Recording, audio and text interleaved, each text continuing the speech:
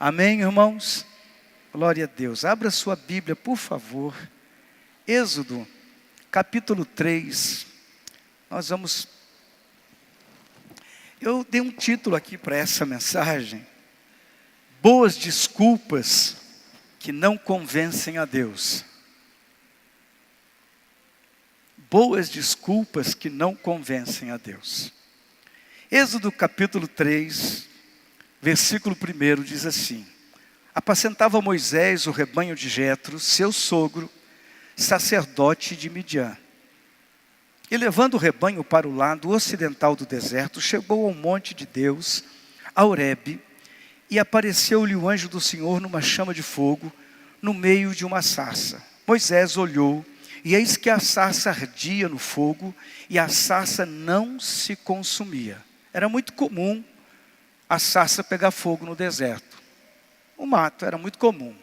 O que chamou a atenção de Moisés é que a sarça começou a queimar, mas não se consumia. Isso chamou a atenção dele. Então disse consigo mesmo: irei para lá e verei essa grande maravilha, porque a sarça não se queima. Ele queria saber. Vendo o Senhor que ele se voltava para ver, Deus, do meio da sarça, o chamou e disse: Moisés, Moisés. Ele respondeu: eis-me aqui. Deus continuou: não te chegues para cá, tira as sandálias dos pés, porque o lugar em que estás é terra santa. Disse mais: eu sou o seu Deus, de teu pai, eu sou o Deus de teu pai, o Deus de Abraão, o Deus de Isaque e o Deus de Jacó. Moisés escondeu o rosto porque temeu olhar para Deus. Disse ainda o Senhor: certamente vi a aflição do meu povo que está no Egito, e ouvi o seu clamor por causa dos seus exatores. Conheço-lhe o sofrimento, por isso desci a fim de livrá-los da mão dos egípcios, e para fazê-los subir daquela terra a uma terra boa e ampla, terra que mana leite e mel. O lugar do cananeu, do eteu, do amorreu, do ferizeu e do heveu e do jebuseu. Pois o clamor dos filhos de Israel chegou até mim. Vem agora, eu te livrarei a Faraó. Eu te enviarei, a Faraó, para que tires o meu povo, os filhos de Israel, do Egito. Fecha os teus olhos, vamos orar. Pai, pedimos que a tua palavra seja ministrada ao nosso coração. E pedimos que o Senhor venha ministrar de uma maneira muito especial a cada um de nós. Que possamos sair daqui abençoados, edificados, temendo mais ao Senhor e querendo fazer aquilo que o Senhor quer que façamos. Que o teu Espírito Santo se mova e que vá além das nossas palavras. Que o teu Espírito Santo fale ao nosso coração. E que de uma maneira sobrenatural, Pai amado, sejamos tocados pelo Senhor. Em nome de Jesus oramos. Usa a nossa vida, usa, Senhor amado, a tua palavra. Em nome de Jesus. Amém e amém. Amém, igreja? Acho que a gente poderia começar perguntando quais são os teus planos. Quais são os planos que você tem para a sua vida? O que você sonhou? Qual o seu objetivo? Qual o propósito da tua existência? Por que você está aqui? Nós muitas vezes traçamos um projeto para a nossa vida pessoal. Traçamos um plano para a nossa caminhada. Moisés não foi diferente, ele tinha um propósito, ele tinha um plano. Ele já tinha feito muita coisa e aí ele havia decidido que ele ia ficar lá com o seu sogro, apacentando ovelha, cuidando do rebanho. Estava bom, estava legal, estava cômodo. Assim nós também, não é verdade, irmãos? Algumas vezes a gente está numa situação tão tranquila, tão estável, que a gente não quer se incomodar. Eu não quero, nós fazemos que nem um Jaiminho, eu quero evitar a fadiga. O grande Jaiminho. Já ouviram falar do Jaiminho ou não? Do Chaves. A gente quer evitar a fadiga. E ali estava Moisés nessa situação. Você sabe da história de Moisés. Moisés foi educado aos pés de Faraó. Foi adotado como filho da filha de Faraó. E ele foi então colocado como um dos príncipes daquela nação.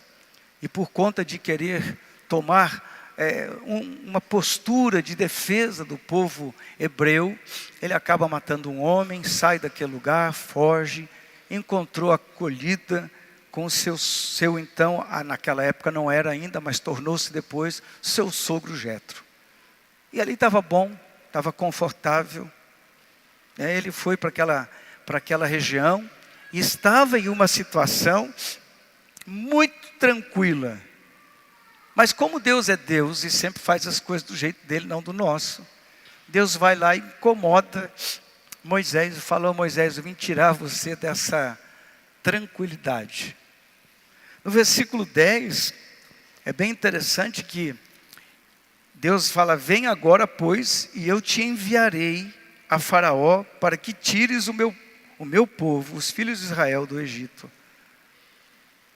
E dá uma missão para Moisés. A missão que Deus dá para Moisés não tem nada a ver com a sua missão pessoal. Não é de estranhar que muitas vezes Deus vai fazer isso conosco. Vai nos tirar da missão que nós achamos a certa, para nos dar uma missão que Ele quer para a nossa vida. E aqui muitas vezes a gente se enrosca. Porque Deus pede algumas coisas para a gente e coloca planos na vida da gente que são diferentes dos nossos planos. E qual é a nossa tendência? Deixa quieto, Senhor. Não mexe com isso não. Está bom do jeito que está. E quando Deus nos chama, é interessante. Muitas vezes Deus nos chama para salvação. Esse é um plano de Deus para a nossa vida, nos salvar. Tirar a gente do pecado, da perdição, nos livrar do inferno, porque quem morre sem Jesus não vai para o céu, e assim a Bíblia diz. Não tem nada a ver com religião, tem a ver com salvação. Se a pessoa morrer hoje sem Jesus, ela não vai para o céu, ela vai para o inferno. Assim a Bíblia diz. Parece uma palavra dura, mas ela é verdadeira. E Deus muitas vezes no curso da nossa vida, Ele coloca alguma coisa, Ele se interpõe naquilo e diz: estou te salvando. E é interessante que algumas pessoas recusam o chamado de Deus para a vida. Algumas pessoas recusam. Elas dizem: não, ainda não chegou o meu tempo, deixa quieto, eu ainda tenho outras coisas. E aí começa aquela situação toda, até que a pessoa ela começa com as suas desculpas, com as suas evasivas, com as suas justificativas. É muito comum isso acontecer. Muitos são chamados, né? E Deus chama mesmo as pessoas para a salvação. Mas depois da salvação, Deus chama para o propósito para o qual Ele nos salvou. Porque Deus não nos salva só por salvar.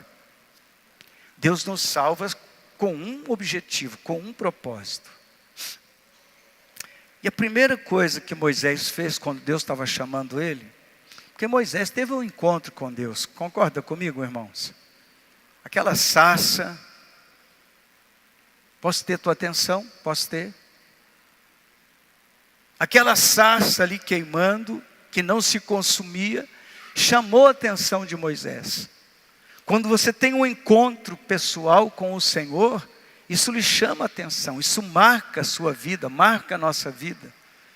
Isso aconteceu na minha vida há mais de 40 anos atrás, e eu não consigo esquecer desse dia. Eu não consigo esquecer o dia que eu estava ali lendo o Novo Testamento, e eu escrevi que aceitava Jesus no meu coração. Eu não tinha ninguém que me ensinasse, que me conduzisse, que me ajudasse, que me apoiasse. Mas eu aceitei Jesus aquele dia. E ainda fiquei alguns anos ainda perdido, sem direção. Quanto é importante um amigo, viu, irmãos? Um amigo é muito importante, principalmente os que nos conduzem para a presença de Deus. Porque tem amigo que nos leva para tantos lugares que não são bem coisas de amigo. É um perdido tentando levar o outro perdido para a perdição. Mas amigo é aquele que diz para você: não, peraí, esse caminho está errado, vamos para a presença de Deus. E me faltou esse amigo, até que um dia aconteceu que eu fui convidado a ir a uma igreja, e eu ouvi o chamado de Deus, eu levantei a mão, e falei, eu já te conheço, Senhor, mas eu quero me aprofundar nisso. E comecei a minha caminhada. Contando essa história toda, são 44, indo para 45 anos.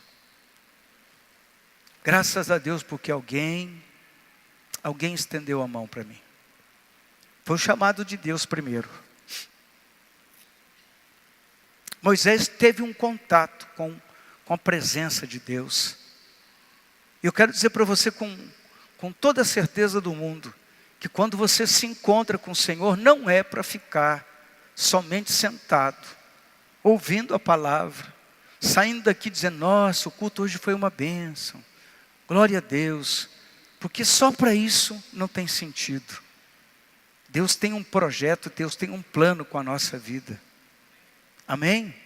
Deus tem um plano com a sua vida. Entender isso vai fazer toda a diferença. Bem, mas quando Deus toca a vida de Moisés, e logo em seguida, porque foi bem assim, né? Deus toca a vida de Moisés, se revela a ele, e exatamente no momento seguinte, Deus fala com ele, olha, eu tenho um plano para a tua vida. Eu te escolhi. Eu escolhi você para fazer algo que não é muito moleza não, mas eu escolhi você. E sabe quando a gente é chamado para alguma coisa, que a gente começa a dar desculpas? Foi exatamente isso que aconteceu com esse abençoado desse Moisés. Aquelas desculpas esfarrapadas, sabe aquelas desculpas que a gente inventa? Você já inventou alguma desculpa para Deus? Seja sincero.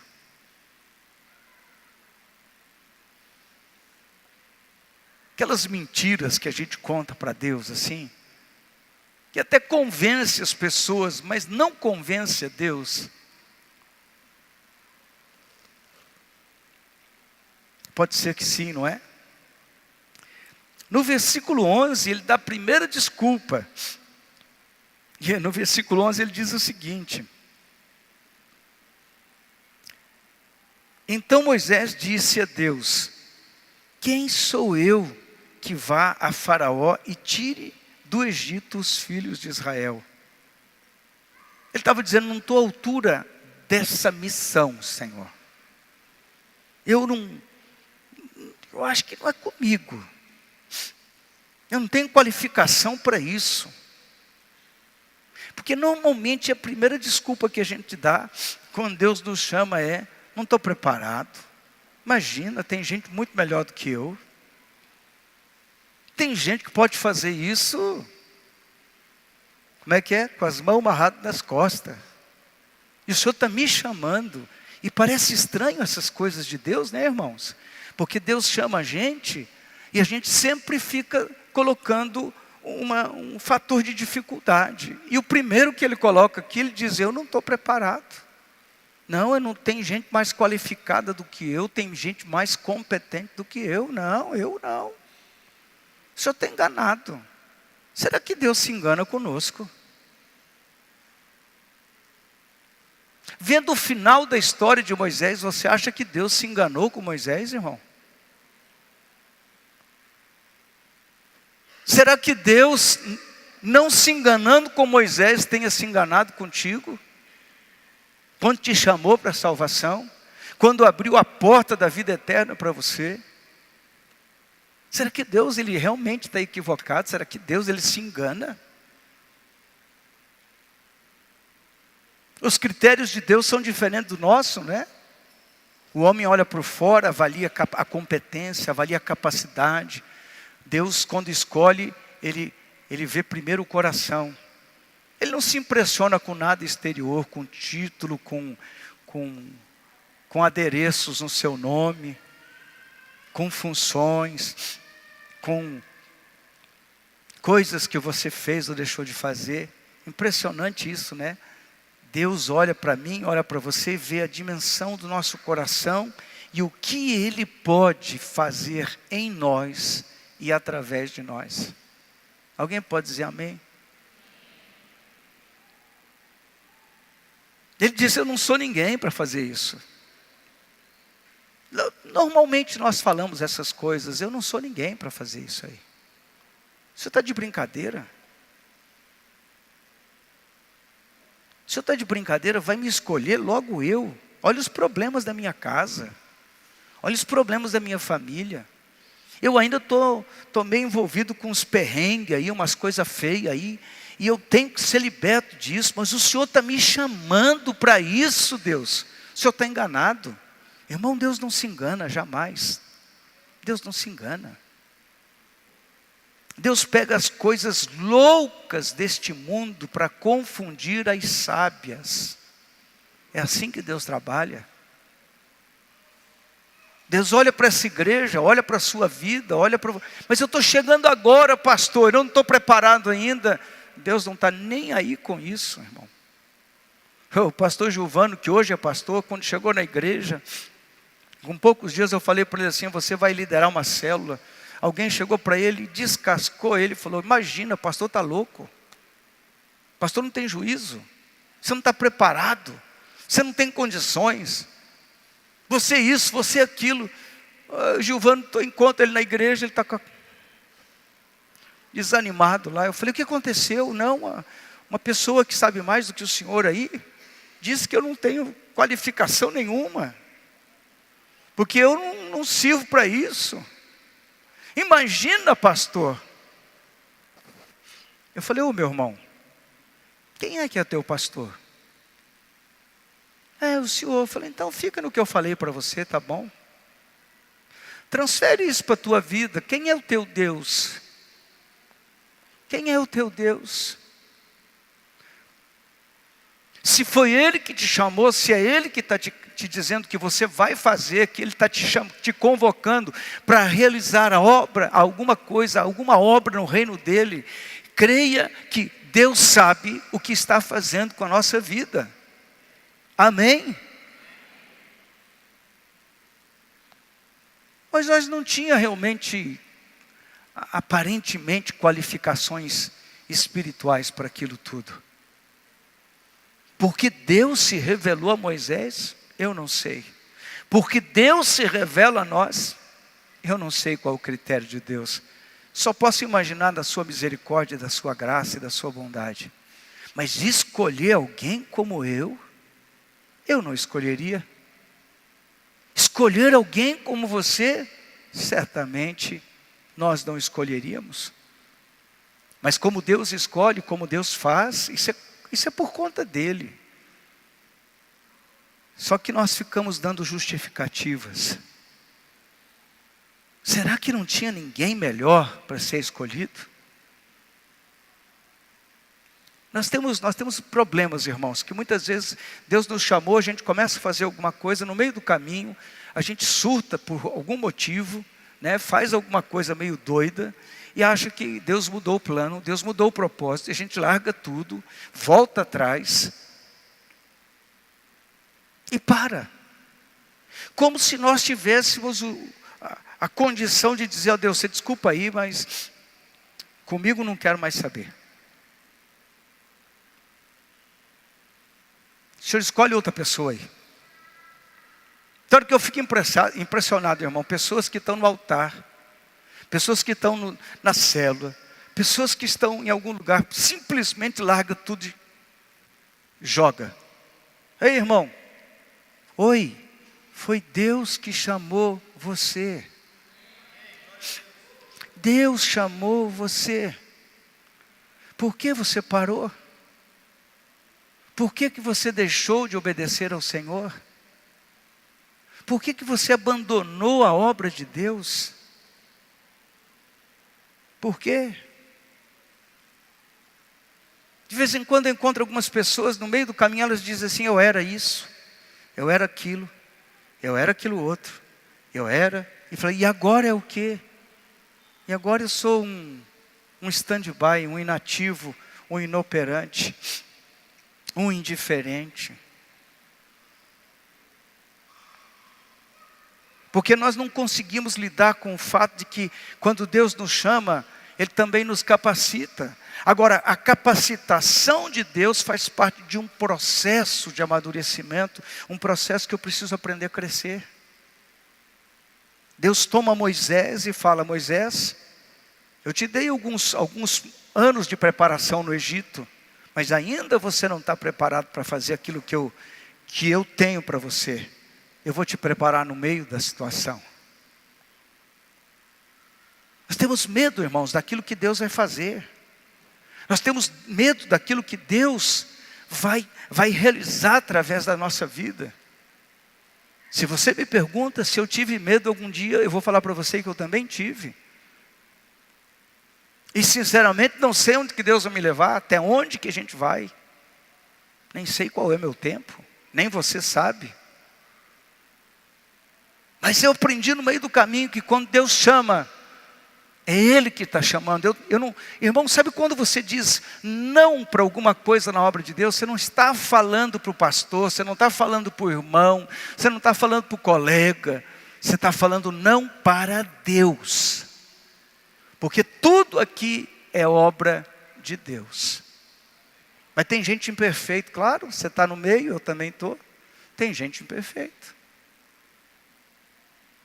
Eu vou ficar curtindo aqui as minhas mágoas, os meus ressentimentos, as minhas dores, as minhas mazelas.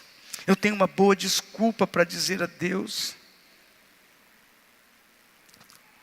Versículo 12 diz: e disse, certamente eu serei contigo, e isto te será por sinal de que eu te enviei. Quando houveres tirado este povo do Egito, servireis a Deus nesse monte. Quem que ia com quem? Quem que ia com Moisés, irmãos? Eu irei contigo. Tem gente que não entende isso.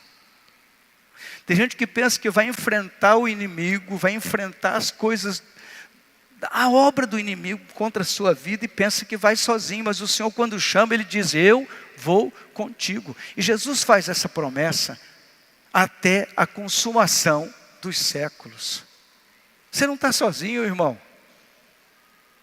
Nenhuma obra de Deus que você vai realizar, você vai estar sozinho. E tem um segredo bonito aqui, porque quando você se dispõe, e o que Deus realmente requer de nós é disponibilidade, não capacidade. É muito mais importante estar disponível do que ser competente.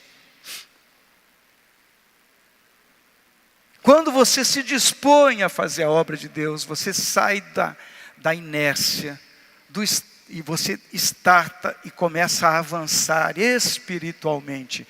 Todas as pessoas que se dispõem, com entendimento profundo do que eu estou falando, a fazer a obra de Deus, começa a crescer espiritualmente. O inverso disso também é verdade. Quando você tira a mão do arado, você começa a minguar. E você não entende por que as coisas estão como estão. Mas pastor, eu já vi que quando a gente começa a fazer a obra de Deus, o inimigo se levanta, mas você não está sozinho, meu irmão. Amém, igreja? O inimigo vai se levantar mesmo, ele se levanta sempre. Pode perceber que esse é um medo que tem na cabeça das pessoas. Se eu me decidir fazer a obra de Deus, virá retaliação. Não, a retaliação já existe. Só que quando você diz que vai falar, quando você vai fazer a obra de Deus e fala sim para o Senhor, a Bíblia diz, acabou de nos afirmar, que o Senhor vai conosco. Tem gente lutando as suas lutas sozinhos. Tem gente lutando as suas guerras sem proteção. Tem gente batalhando porque vieram os problemas, vieram as lutas e você não está respaldado pela presença de Deus. Eu quero te exortar com amor. Volte a fazer a obra de Deus. Larga aquilo que está te impedindo e faça a obra de Deus. Segunda desculpa de Moisés: não te conheço de forma suficiente. No capítulo 3, no versículo 13, diz assim: então disse Moisés a Deus: eis que quando eu for aos filhos de Israel, eles disser: o Senhor Deus de vossos pais me enviou a vós, e eles me disserem: qual é o seu nome? O que eu vou falar para eles?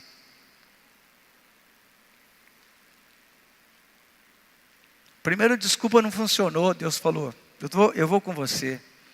Aí Moisés levanta outra desculpa. Você já percebeu como a gente levanta argumentos após argumentos para dizer não ao Senhor? Quais são os seus?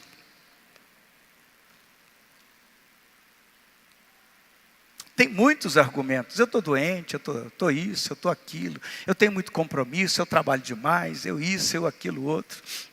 A gente vai levantando, né? Moisés, então, ele arruma outra desculpa. Ele disse, eu não te conheço, Senhor. Quem é que está dizendo para eu fazer? O problema é que muitas vezes a gente não conhece a Deus e também não se conhece. A gente tem dificuldade de saber quem nós somos. Nos falta um pouco de identidade. Tem hora que Deus está falando conosco, a gente, não, mas eu não sou que nem o fulano. Se eu fosse o fulano, se eu tivesse aquela competência, se eu tivesse aquele dom, se eu tivesse aquele talento, se eu tivesse aquela habilidade, eu não sei isso, eu não sei aquilo. E a gente começa a colocar as coisas da maneira que a gente acha que deve ser. Sabe que Deus tem muita paciência conosco. Amém, igreja? Deus é muito paciente. Tem hora que Deus fica esperando você. Até quando você vai nessa? Sabe que o problema de obedecer a Deus e não obedecer a Deus não afeta quem Deus é. Amém? Porque Deus tem todo o tempo do mundo. A Bíblia diz que Ele é eterno. A característica do eterno é que Ele não tem nem começo e também não tem fim. Deus tem todo o tempo do mundo, Ele é dono do tempo. Na verdade, Deus é atemporal. Deus não está limitado ao tempo. Não está limitado ao cronos. Deus não tem limite de tempo. Deus é atemporal. Ele não precisa se preocupar com o tempo. Então Deus tem paciência. Quem não tem muito tempo somos nós, porque a gente fica postergando, esperando. Depois que nasceu meu filho, depois que eu casar, depois que nasceu meu filho, depois que ele for para a faculdade, depois que ele se formar, depois que ele casar, depois que tiver os netos, depois que amanhã, depois eu vou falar sim, Senhor. Só que nós não temos todo esse tempo. Eu e você vamos comparecer perante o grande tribunal de Cristo. E nós vamos ter que dar conta. Por que nós não dissemos sim ao Senhor? Tem alguém escutando aí? O que prende? O que nos prende de fazer a vontade de Deus? O que nos prende? O que nos impede de dizer sim? Aquela pessoa que você conhece do seu lado, que não ouviu você falar de Jesus para ela ainda. Um dia, na eternidade, nós vamos ter que dar conta. Por que não falamos de Jesus para aquela pessoa? Por que não anunciamos a palavra de Deus? Por que demos tão mau testemunho? Por que não falamos, sim, Senhor, eu quero ser um servo? A gente fica arrumando desculpa. A gente vê Deus trabalhando de uma maneira tremenda, porque as pessoas mais improváveis, o apóstolo Paulo se converte ali naquele caminho. E Deus levanta aquele homem e ele se coloca à disposição do Senhor. A história da mulher samaritana, irmãos. Jesus diz, me convém passar em Samaria, ou Samaria, como você quiser. E encontra aquela mulher naquele poço de água. E de repente Jesus olha para ela, mulher, e Jesus revela a vida daquela mulher. E ela disse, é verdade. E ela sai impactada com a presença de Jesus, falando para todo mundo, olha, eu conheci um homem, aquela mulher não tinha preparo teológico, aquela mulher não tinha nenhum preparo acadêmico, ela era considerada uma pessoa de má fama, não se dava valor a ela como mulher, como ser humano, ela tinha uma má reputação, Mas ela não quis saber de nada disso. Ela simplesmente teve um encontro com o Senhor. E ela saiu falando daquilo que Jesus havia revelado na sua vida. O que Jesus fez por você, meu irmão? O que Jesus fez pela sua vida? Você está fazendo aqui o que hoje? Veio assistir um culto? O que nós fazemos para o Senhor, igreja? Jesus não salva pessoas para ficar num lugarzinho de estimação. Eu tinha um grupo pequeno na casa de uma irmã. Ela disse: olha, meu irmão, eu respeito muito a palavra de Deus. Eu falei: glória a Deus, achei alguém que tem temor ao Senhor. Ela falou assim: está vendo ali na estante? Tinha uma Bíblia aberta no Salmo 91, limpinha, eu não deixo juntar sujeira, está sempre aberta no Salmo 91. Eu falei: ai meu Deus, eu pensei que tinha achado alguém crente, achei alguém supersticioso. Salmo 91 não protege ninguém, irmão.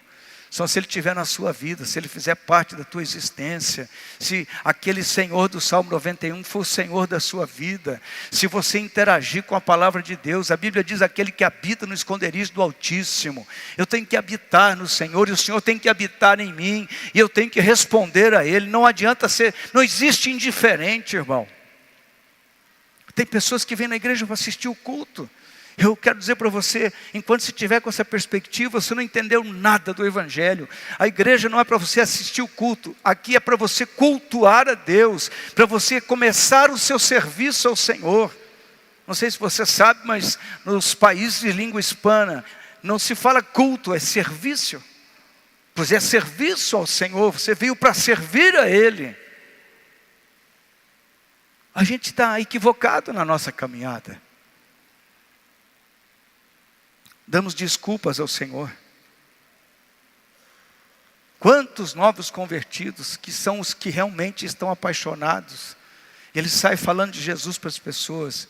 Oxalá Deus nos desse pelo menos uns 50 novos convertidos apaixonados, que falem de Jesus. Agora nós temos como fazer isso, né? Nós temos como ir nas pessoas, nós temos como pregar o Evangelho. Glória a Deus porque podemos. Mas Moisés não parou ainda. O Senhor insistiu com ele, falou: não, você pode ir. Ele dá a terceira desculpa. Eles não vão crer naquilo que eu falar. No capítulo 4, no versículo 1, diz: então respondeu Moisés e disse: mas eis que não me crerão, nem ouvirão a minha voz, porque dirão: o Senhor não te apareceu. Sabe o que é uma testemunha? Testemunha é aquele que viu, que participou. Ele é testemunhal, ele pode falar do que ele experimentou. Você já entregou a sua vida a Jesus, sim ou não? Quem já entregou a vida a Jesus, levanta a mão. Jesus é o Salvador da tua alma, levanta a mão. Glória a Deus, pode abaixar a mão. Jesus é o Senhor da sua vida. Vai devagar.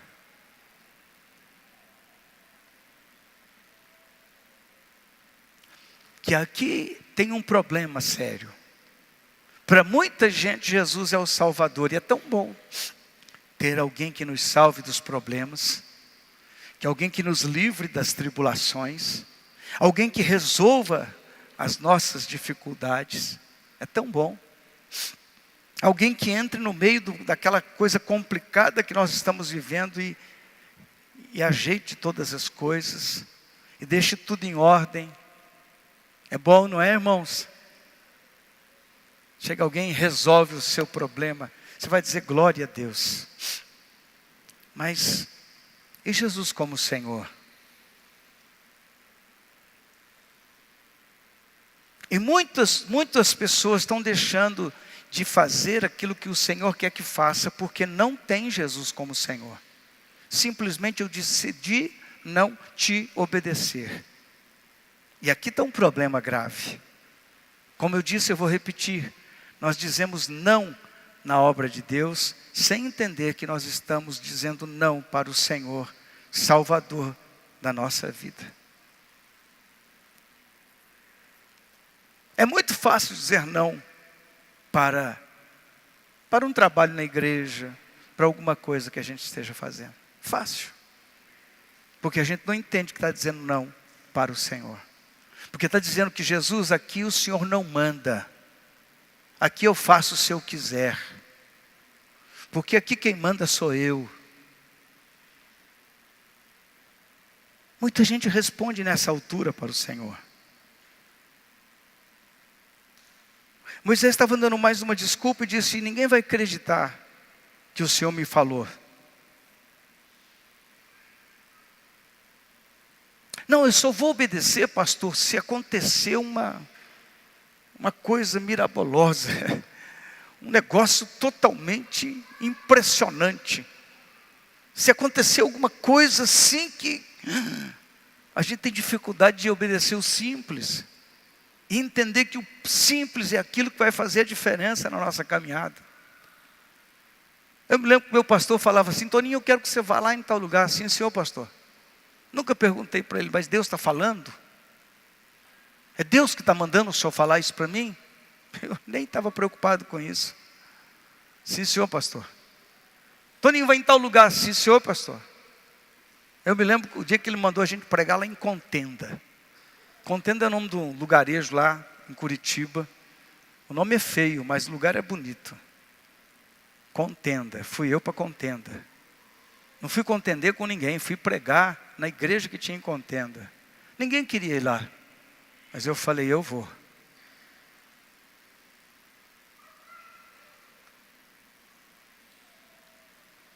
Sabe quando o pastor chega para você e fala assim: ô irmão, queria que você estivesse fazendo isso aqui. Eu vou orar primeiro para ver se Deus vai falar comigo. Deus já está falando com você, abençoado. Você não precisa orar. Hein, pastor?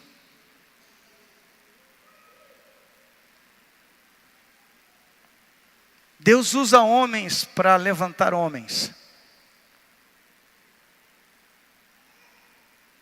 Só que a gente tem dificuldade de dizer sim. Porque a gente não obedece nem a Jesus, vai obedecer a um homem? Faça, vá. Tem gente que está querendo que Deus esclareça os detalhes primeiro. Moisés diz: mas eles não vão acreditar. Irmão, presta atenção, quando você pede a Deus um milagre, a primeira coisa que Deus vai te dar é uma ordenança, é uma direção. Os leprosos chegaram para Jesus e disseram: Jesus, o que a gente vai fazer para ser curado? Jesus não orou por eles, falou: vá e faça isso, se apresente ao sacerdote. E no meio do caminho, quando eles estavam no processo da obediência, eles foram curados e chegaram curados lá. Tem alguém aí na igreja?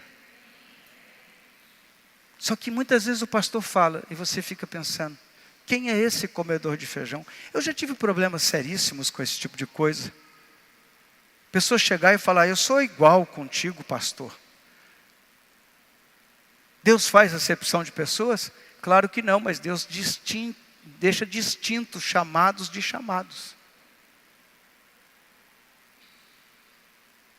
Quem te cobre espiritualmente tem autoridade sobre a tua vida. Você vai em Hebreus, você vai entender que o menor é abençoado pelo maior. Não é porque um é mais importante do que o outro, é porque um tem um chamado diferente do outro. Um tem uma unção diferente do outro. Eu não estou aqui puxando sardinha para o meu braseiro. Eu estou te dando entendimento para você funcionar bem no reino e você ser extremamente abençoado por Deus.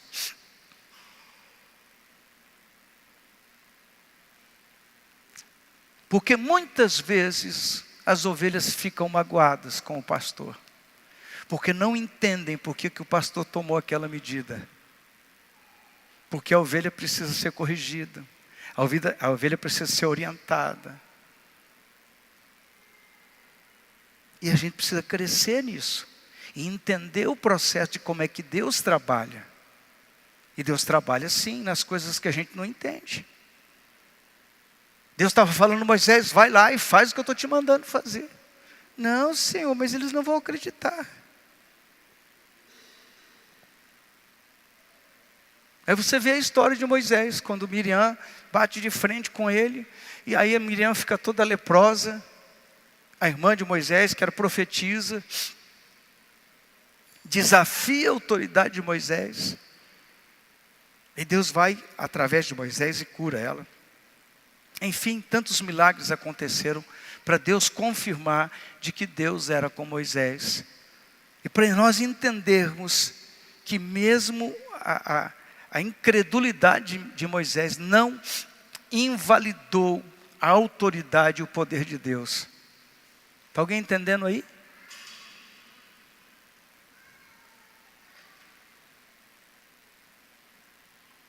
Agora, muitas vezes a minha incredulidade, ela impede o agir do Senhor. Jesus está na sua cidade.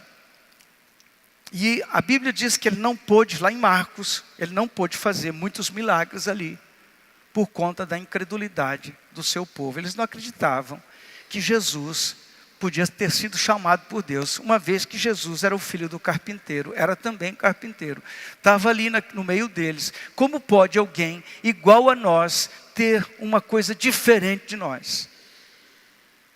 E muitas vezes nós perdemos por conta disso. Nós relativizamos aquilo que Deus pode fazer na nossa vida. A importância de alguém te cobrir, a importância de alguém orar por você, a importância de você estar ligado a uma igreja. Algumas pessoas já se acostumaram, eles entram na igreja, saem da igreja, entram na igreja, saem da igreja, vai para uma igreja, vai para outra igreja, vai para cá, vai para lá, procurando alguma coisa. E tudo que nós precisamos é da presença de Deus. Não é de igreja. Como assim você está pregando contra a igreja? Não, eu estou dizendo que a igreja onde você frequenta é suficiente para abençoar a sua vida, para transformar a tua história, para fazer você ser lançado aonde Deus quer que você vá. Por quê? Porque é uma questão de princípio. É uma questão de princípio. Quando você começa a entender os princípios e os valores daquilo que Deus está fazendo, o chamado de Deus começa a fazer sentido para você. Você não começa mais a questionar aquilo que Deus está fazendo. Como Deus está trabalhando, simplesmente você descansa e deixa Deus trabalhar. E Deus trabalha, irmão. E Deus trabalha. Moisés não estava satisfeito. E ainda, ele dá mais uma outra desculpa ao Senhor. Eu não sei falar direito, Senhor. Versículo 10 do capítulo 4, ele diz: então disse Moisés ao Senhor: ah, meu Senhor, eu não sou homem eloquente, nem de ontem, nem de anteontem, nem ainda desde que tens falado ao teu servo, porque sou pesado de boca e pesado de língua. A Bíblia diz que Moisés era gago, já nessa altura do campeonato, porque não falava, não tinha fluidez, vivia conversando com o animal. Imagina, com o animal não precisa nem falar. Ele diz: eu não sei falar. Deus falou: você acha que eu estou equivocado? Você acha que eu estou enganado com você? Você acha que eu não sei o que eu estou fazendo? Ei, irmão, você acha que Deus está enganado contigo, que Ele não sabe o que está fazendo? Qual desculpa mais você vai dar para o Senhor?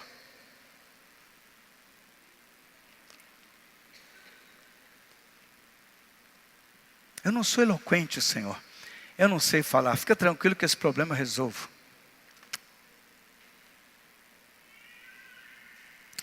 Nós precisamos entender uma coisa. Eu tenho que começar a caminhar. Com Deus funciona assim. Eu obedeço e caminho e Deus começa a fazer. Sabe o que muita gente não entende quando chega na igreja? Que ele tem que começar a caminhar. E daí Deus vai abrindo as portas. Deus vai abrindo o caminho das águas. Deus começa a fazer coisas tremendas. À medida que eu caminho em obediência, Deus começa a trabalhar. Porque é assim que Deus trabalha. Moisés, por que vocês estão aí no mar, na beira do mar, reclamando? Por que vocês estão clamando? Diga ao povo que marche. Moisés, sou eu fico imaginando a cara de Moisés. Marchar para onde, Senhor? Aí é o mar. Manda marchar. Em tudo na vida é assim, irmão. Deus fala para você, seja fiel na sua contribuição. Ah, mas vai que falta, né? Então Deus não sabe o que está fazendo.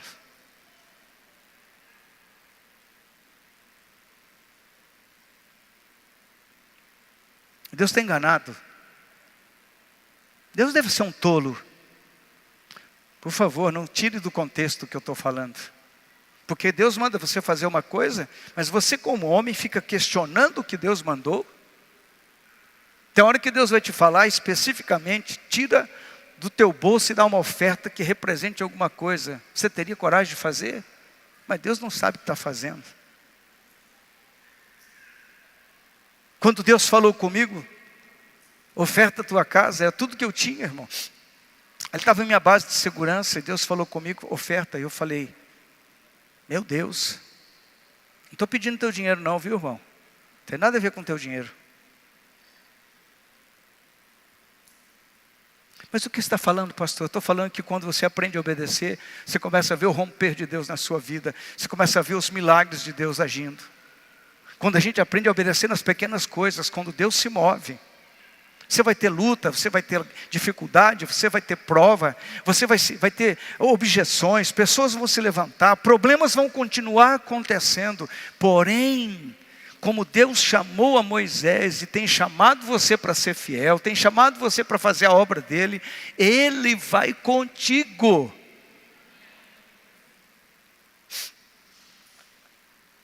Você está entendendo essa palavra? Por que a gente desobedece? Porque a gente está dizendo, Deus, o Senhor está enganado. Não vou ser fiel não, eu vou continuar fazendo do meu jeito. Eu não preparei isso aqui não, eu estou falando porque você fala de primícia, você fala de dízimo, você fala de oferta. Não, eu não concordo com a primícia, porque não... Tal. Você tem o direito de não concordar. Não concordo com o dízimo, você tem o direito de não concordar. Eu não concordo com a oferta, você tem o direito de não concordar. É liberdade tua.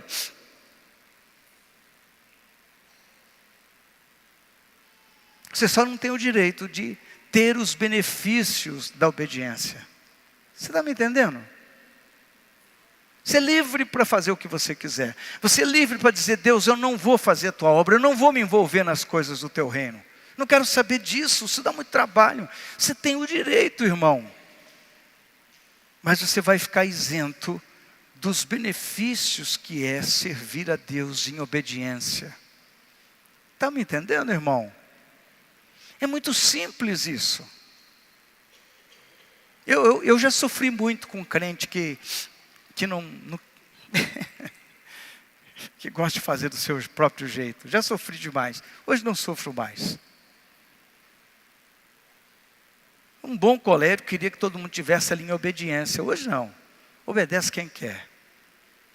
Quem não quer faz da sua vida o que quiser. Por que, pastor? Porque, irmão, quando Jesus chama alguém, Ele não quer ser só Salvador, Ele quer ser Senhor. E cada um anda na luz que tem, entendeu? Sim, irmãos. Amém? O nosso papel é orientar e é ensinar. E o que eu estou fazendo contigo hoje? Estou te orientando, estou te ensinando. Para que você possa ir bem. Para que as coisas fluam na sua vida. Para que você esteja extremamente abençoado. Não posso proibir você. De nada. Não tenho essa autoridade. Lógico, tenho que zelar pelo altar. Tenho que zelar por algumas coisas como pastor da igreja. Mas não posso te obrigar, não posso te exigir. Meu papel é ensinar, é equipar os santos para a obra do ministério. É a Bíblia. Eu não vou fazer. Você está se abstendo de ter uma grande bênção na tua vida. Você mesmo está se subtraindo. Deus tem algo para a sua vida. Eu não quero. Amém. Moisés não parou por aí. Qual que era o motivo de tanta desculpa? Porque é interessante, né, que você vê que Deus fala com Moisés, mas não, mas veja bem. Moisés, não, mas veja bem. Moisés, não, Senhor, o Senhor não sabe, espera aí. A gente vive dando muita desculpa para Deus. No versículo 13 do capítulo 4 está escrito assim: ele, porém, disse: ah, meu Senhor, envia pela mão daquele a quem tu has de enviar. Sabe o que ele estava dizendo? Tá bom aqui, manda outro. Ei, psiu, tem gente aí ou não? Manda outro, eu vou ficar dormindo em casa. Manda outro, não quero esse compromisso não. Eu tenho mais o que fazer. Manda outro, estou muito ocupado. Manda outro, estou envolvido com coisas que não deveria. Manda outro, Senhor, não estou disposto a abrir mão de nada que me impede. Manda outro, Senhor. Manda outro. Isso não é para mim, não. Tem uma coisa interessante aqui na questão do quebrantamento, do contato com Deus. Quanto mais no altar você estiver, mais disponível para Deus você está. Estou ali meditando em Timóteo, Tito, tenho estudado esses dias. E ali em Tito diz que o coração dos homens são endurecidos por conta do pecado. Coração do homem. Homem é o gênero humano. O coração da pessoa é endurecido pelo pecado. Quando nós estamos envolvidos no pecado, a tendência do nosso coração é endurecer para as coisas de Deus. Por quê? Porque nós estamos dando ouvido à nossa carne, aquilo que a gente quer, não aquilo que Deus deseja para a nossa vida. Quando eu começo a ficar sensível à voz do Espírito Santo, eu entendo que eu tenho que deixar. Irmão, presta atenção no que eu vou dizer. Perdão aí vocês. Não é o pastor que diz isso é pecado, isso é pecado, isso é pecado. Para com isso, para com aquilo, para com aquilo outro. Porque na verdade, irmão, eu já fui muito chato com a igreja, por zelo excessivo. Eu fui um pastor muito chato. Eu vi o cara pisando no tomate, eu ia lá, chamava ele aqui. Aí o cara diz, não, andar com o pastor Toninho é muito chato demais. Pastor muito xarope. Eu entendi uma coisa, só realmente obedece ao Senhor quem está ligado no Senhor. Não tem como, irmão. Não tem como ser espiritual se você é carnal. Não tem como. Não tem como viver uma vida de um homem e uma mulher espiritual se você está na prática do pecado, que ninguém sabe, mas você está na prática do pecado. Choque, choque, choque, choque, toda hora. Por quê? Porque o pecado endurece o coração do homem, cauteriza a mente, bloqueia. Por isso que muitas vezes você fala, eu não tenho vontade de ir na igreja, eu não tenho vontade por quê? Porque você está saturado de pecado, você está cheio de coisa que não devia. Então você não tem disposição para enfrentar uma jornada espiritual, para se dispor a vir na casa do Senhor. Por quê? Porque o teu coração, tua mente, o teu corpo estão tomados por coisas que não agradam a Deus. Você quer servir a Deus, mas não consegue, está preso. Tua mente está presa, teu coração está preso. Você imaginou se todos nós aqui entendêssemos o chamado de Deus? Com poucos dias, essa igreja estava faltando espaço.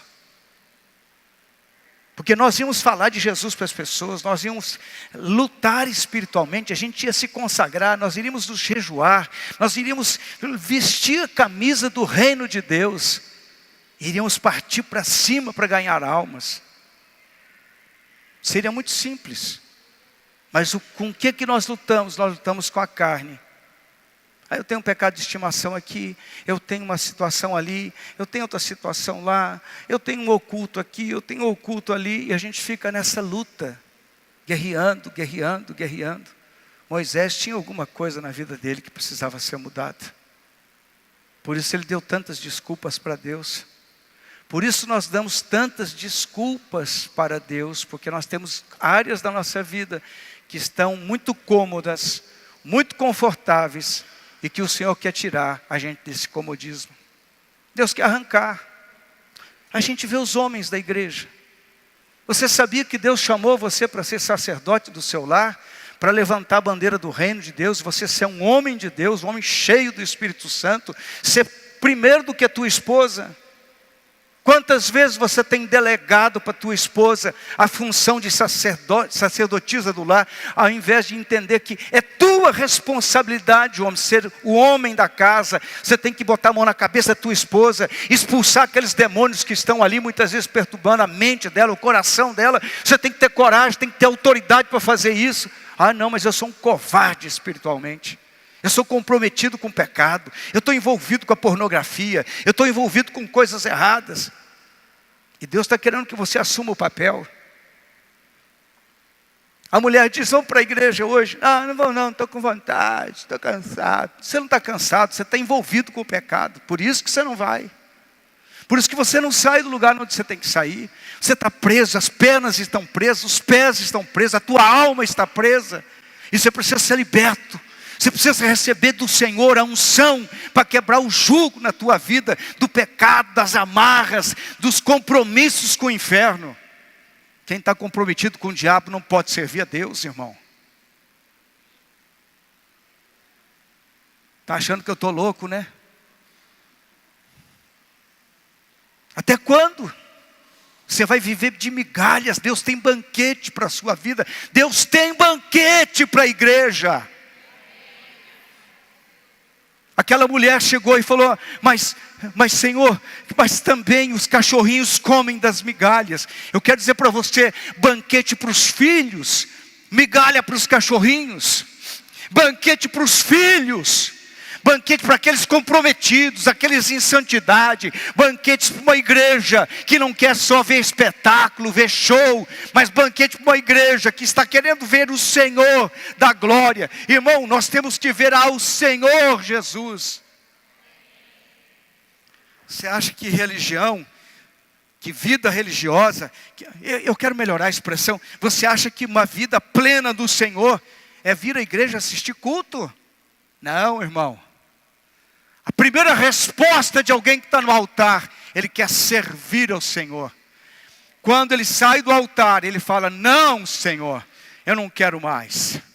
Porque está dizendo não, não é para o pastor, não é para a igreja local. Está dizendo não, é para o Senhor. Irmão, isso é tão básico, isso é tão básico, é tão fundamental. Só que a gente fica mascarando, a gente faz como Moisés, 500 desculpas para Deus. Eu não sirvo porque aquele irmão lá tem pecado e eu também não vou servir. Eu não sirvo porque o som da igreja não está legal. Eu não sirvo porque o instrumento ainda... Eu queria ter uma igreja perfeita já, irmão, sabe? Com a acústica pronta, com tudo resolvido. Mas graças a Deus que nós não temos. Sabe por quê? Porque a gente não serve a Deus porque tudo vai bem. Nós servimos a Deus porque nós amamos a Ele. Ah, eu não sirvo a Deus porque aquele irmão é muito chato. Eu não sirvo a Deus porque a igreja é muito longe. Eu não sirvo a Deus porque não tem um asfalto ainda. Todos esses argumentos vão cair por terra. A igreja não é longe. Nada aqui é longe em Campo Mourão. Você sabe por que a gente não serve a Deus? Porque a gente está comprometido com o pecado. É por isso que a gente não serve a Deus. A gente arruma desculpa. A gente inventa dor de cabeça. Ai, pastor... Irmão, um dia eu liguei para o irmão, eu falei: queridão, cara, você não veio na igreja no domingo? Pastor, minha esposa estava com espinha. Eu falei: o quê? A tua esposa estava com espinha, você não veio na igreja?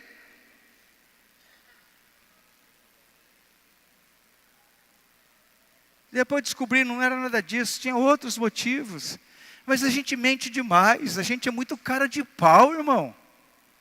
A gente é muito sim. Deixa quieto, eu não vou falar a palavra que eu estou pensando. E a gente inventa desculpa das mais terríveis. Está aqui Moisés, eu não sei falar. E Deus está perguntando, eu estou perguntando se você sabe falar, Moisés, estou te chamando, estou esperando que você diga, eis-me aqui. Tem alguém que está me entendendo aí? Já passei do horário de novo.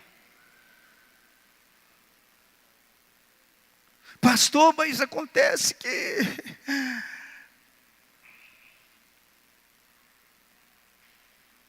Sabe aquela história do camarada que pediu ajuda a Deus? Deu a enchente. E aí morreu. Foi lá reclamar para Deus e falou, Deus, mas eu pedi para o Senhor mandar ajuda. Eu falei, mas eu mandei 3, mandei o barco, mandei o outro. Todo mundo vai te ajudar. Você disse não, que estava esperando ajuda, minha ajuda. Eu estava te mandando ajuda, você estava recusando. Tem hora que Deus está estendendo a mão para a gente, mandando ajuda, dando a direção, dando a palavra, dando a unção para isso. E a gente está dizendo, Deus, ainda agora não. O que está te prendendo, irmão? O que está amarrando você? Que medo é esse?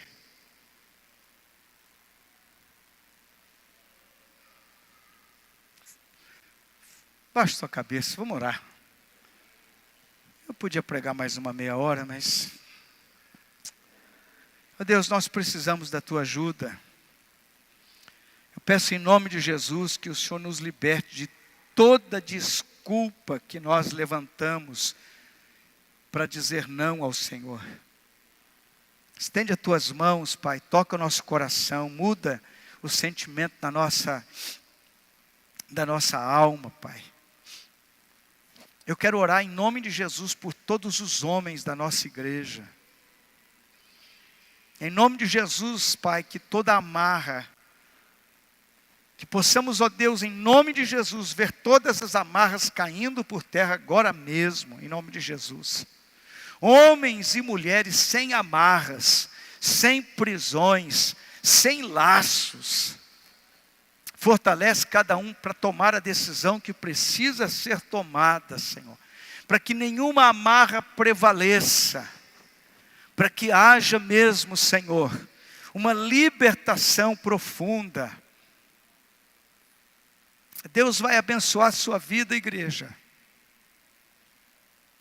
À medida que você disser, sim, Senhor, eis-me aqui. Deus toma cada vida, cada família, cada jovem, homem, a mulher, o papai, a mamãe, Senhor. Nós queremos ver milagres de volta. Queremos ver um avivamento na igreja, Senhor. O principal sinal de avivamento, Deus, é exatamente a conversão de almas. Primeiro a nossa conversão, depois os outros. Como nós podemos levar alguém a Cristo se nem nós ainda fomos ao Senhor? Deus, tem misericórdia da igreja, tem misericórdia da nossa vida. Estende as tuas mãos para libertar, estende as tuas mãos para abençoar cada um dos teus filhos. Oramos, Deus, e clamamos, nos torna mais crentes, mais fiéis ao Senhor, mais em santidade, em vida no altar, Pai, em nome de Jesus. Toma a tua igreja, Senhor, com unção, com autoridade. Desperta aqueles que estão adormecidos, aqueles que pensam que podem te servir esporadicamente. Deus, desperta a tua igreja, desperta o teu povo, desperta, Senhor, a nossa vida espiritual. Levanta-nos, ó Deus. Nós não estamos aqui só para cantar canções, para pregar sermões. Nós não estamos aqui para fazer nada de aparência para ninguém. Nós queremos ver o teu reino sendo manifestado, a tua glória sendo derramada no meio do teu povo. Senhor, queremos ver os milagres acontecendo. Que o meu irmão vai levantar as suas mãos e vai orar, e o seu familiar vai ser curado, a sua esposa vai ser liberta. Ó Deus, vai acontecer milagres nessa casa, nesta família, Senhor. Eu clamo por um derramar do teu Espírito sobre cada família, cada casa, cada lar, Pai. Em nome de Jesus, abençoa a igreja. Ore comigo, diga assim, Senhor Jesus, Eu quero melhorar. Mas eu quero, Senhor, uma vida diferente. Eu quero ver a Tua glória. Muda em mim tudo o que precisa ser mudado. Presta atenção nessa oração que você está fazendo. Eu vou orar de novo. Muda em mim tudo o que precisa ser mudado, para que a tua glória se manifeste na minha vida e através da minha vida. Em nome de Jesus. Amém. Amém, igreja. Irmão, tem uma coisa que é tremenda no Evangelho. A oração funciona. O poder de Deus é real. A unção é algo real. A voz de Deus, ela é real. Tem gente que ainda não sabe nem ouvir a voz de Deus. Existem coisas na vida espiritual que são muito verdadeiras. Mas sabe por que a gente não desfruta disso tudo? Porque a gente não está disposto a andar a segunda milha com o Senhor, a andar a segunda milha com o Espírito Santo, a santificar a caminhada, a evitar aquilo que me contamina. A gente não está disposto a orar, a gente não está disposto a jejuar, a gente não está disposto a nada disso. Sabe por quê? Porque a carne está controlando tudo. E a gente tem que ser liberto dessas coisas. Você acha que Deus tem só isso para você? Vir aqui, ouvir uma palavra, receber uma oração, tá bom. Deus quer te fazer uma oração. Deus quer que você se torne uma oração viva, poderosa. As pessoas querem chegar perto de você e dizer: o que é que você tem para me oferecer? Se alguém hoje chegar para você, o que é que você tem para oferecer? Elas querem beber do nosso coração. O que nós temos para dar para as pessoas que estão com fome e com sede. Isso é fruto do altar, é fruto da presença de Deus, é fruto da santidade. Quanto namoro impuro hoje, quanto relacionamento impuro, quanta fantasia, quanta pornografia, tomando conta da mente dos homens e das mulheres. A Bíblia fala do matrimônio, tem que ser santo e imaculado, digno de honra. Mas quanta coisa oculta, e a gente quer ver Deus agindo. Deus não vai agir nisso. Antes da manifestação de Deus, profundo arrependimento. Ah, mas eu estou magoado, estou ressentido, estou isso, estou aquilo. Você está perdendo tempo na tua vida. Eu vou falar para você com toda a sinceridade do mundo, a coisa não está indo porque você está cheio de rancor, cheio de ressentimento, cheio de reclamação, e Deus quer te curar disso, mas se você não quiser, você não vai ser curado. Entenda uma coisa, irmão, a Bíblia está aí para ser obedecida, não é para ser avaliada. Alguém entendeu o que eu falei?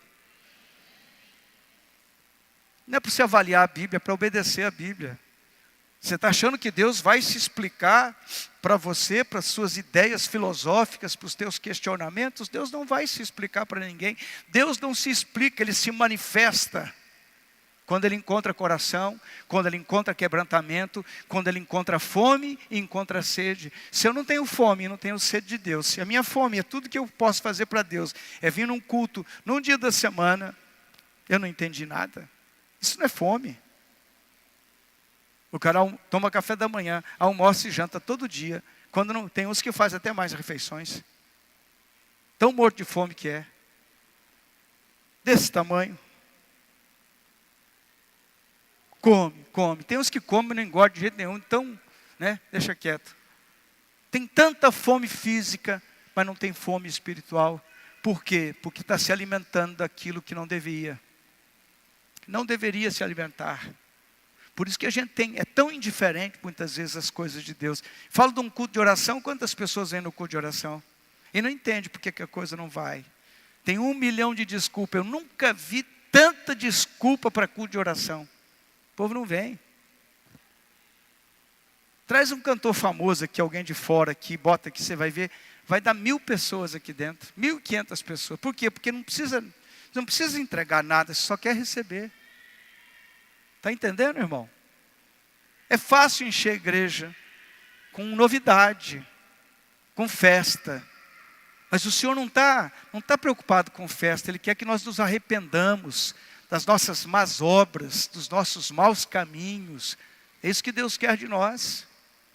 A igreja só vai se tornar relevante, vai se tornar uma igreja que vai fazer diferença no meio da sociedade quando Deus se manifesta através da igreja. E eu estou clamando a Deus para que isso aconteça conosco. Você precisa me ajudar. Você precisa me ajudar a orar mais, jejuar mais, se consagrar mais. Há quanto tempo que você não jejua? Fala para mim. Jejuar porque, não é porque o pastor está mandando, não, jejuar porque eu necessito de jejum, porque eu tenho que dizer para minha alma, fica quieta aí minha alma, quem está no controle é Deus, não é você, carne maldita, você tem que se submeter à presença do Senhor. Quanto tempo você não jejua? Quanto tempo você não ora de verdade? A gente diz não para Deus toda hora e quer que Deus ainda se manifeste. Que Deus nos ajude a sair dessa situação espiritual. Amém. Deus abençoe sua vida.